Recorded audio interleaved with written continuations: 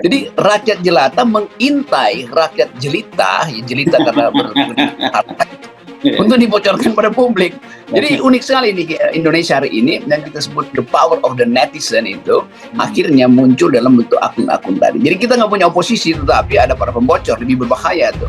Dan kita duga dengan kuat ini akun rakyat jelata ini itu beroperasi juga di dalam markas KPK tuh. Ya pasti, Dan kalau itu udah bisa kita pastikan tuh. Oke, ini deep throats-nya itu udah jelas di KPK. Kalau ini clear, sebenarnya perlawanan dari dalam gitu. Perlawanan dari dalam. Nah, tapi nanti rakyat jelata dia akan juga punya semacam sister akun yang kembar dengan akun-akun di kejaksaan, akun-akun di kepolisian. Nah, ini enaknya nih.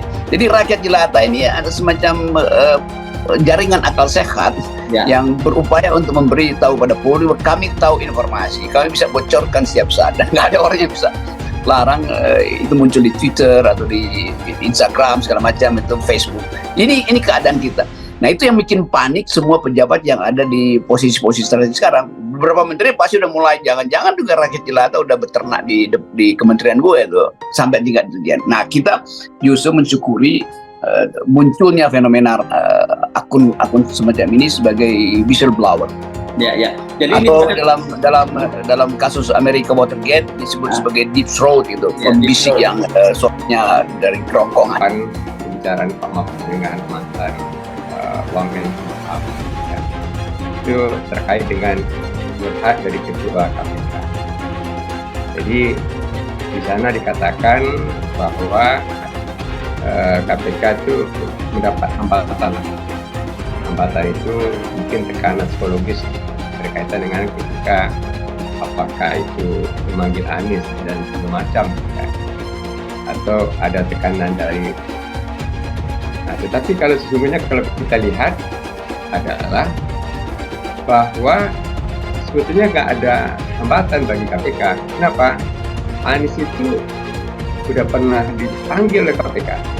Kalau yang terkait dengan Formula E itu tanggal 7 September 2022, mungkin 4 bulan lewat ya, itu pernah dipanggil oleh KPK, tetapi tentunya walaupun sudah dipanggil KPK, ya sesuai dengan waktu kita bicara pada waktu podcast yang lalu, sudah 8 kali pun gelar perkara, tetapi penyidik belum menemukan 2 alat bukti yang cukup.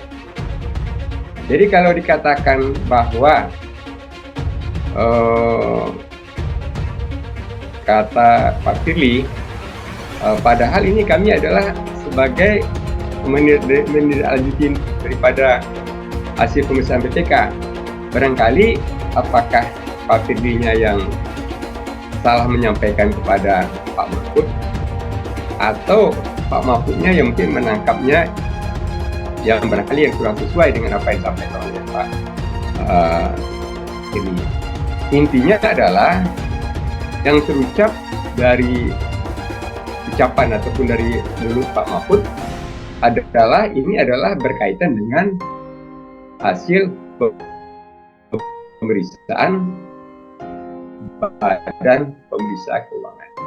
Muncul kesan-kesan seperti yang tadi saya sampaikan. Ada subjektivitas, ada tebang pilih, ada pilih kasih.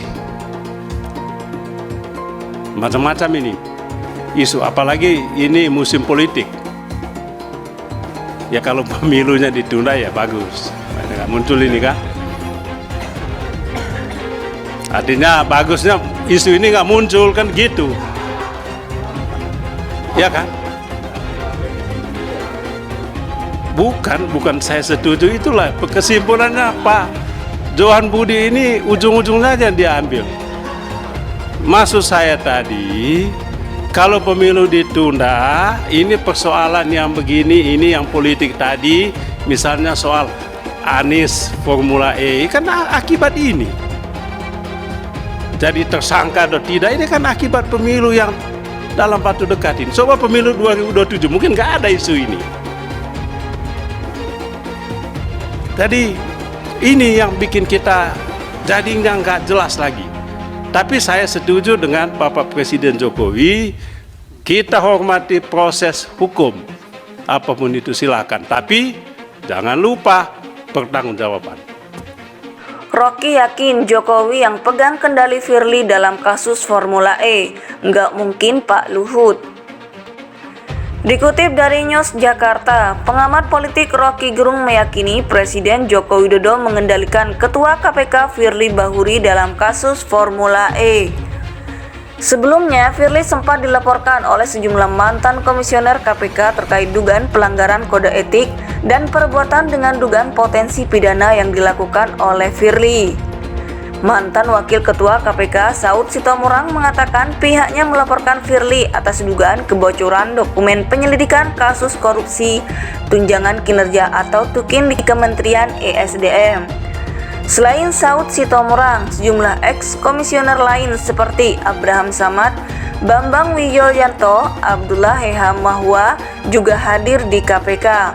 Menanggapi hal tersebut, Rocky menyayangkan Firly yang sebelumnya tampak akan menjadi pemimpin KPK yang baik, justru goyah ketika menghadapi kasus berbau politis. Bahkan Firly tampak fanatik dalam mengusut dugaan korupsi pada penyelenggaraan Formula E, sehingga menimbulkan kecurigaan bahwa ada pesanan khusus untuk kasus Formula E. Tetapi begitu ada kasus yang betul-betul politis, Firly kok tiba-tiba jadi fanatik ya untuk mempersoalkan kasus Anies Baswedan.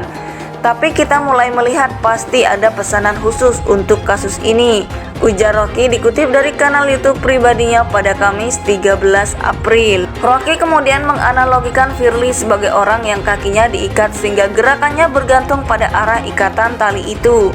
Jadi dia sebetulnya kakinya itu diikat sehingga geraknya dia sebetulnya yang ngikut kemana kaki itu ditarik-tarik, ujarnya.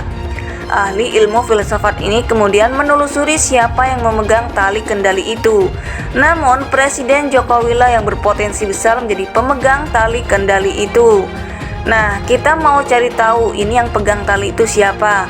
Kan nggak mungkin Kapolri yang pegang tali, nggak mungkin Pak Luhut, nggak mungkin JK atau semua yang dianggap sebagai orang yang punya kekuatan politik, walaupun sudah pada mantan.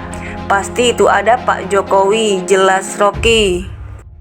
Sebelumnya, Firly sempat dilaporkan oleh sejumlah mantan komisioner KPK terkait dugaan pelanggaran kode etik dan perbuatan dengan dugaan potensi pidana yang dilakukan oleh Firly. Mantan Wakil Ketua KPK Saud Sitomorang mengatakan pihaknya melaporkan Firly atas dugaan kebocoran dokumen penyelidikan kasus korupsi tunjangan kinerja atau TUKIN di Kementerian ESDM.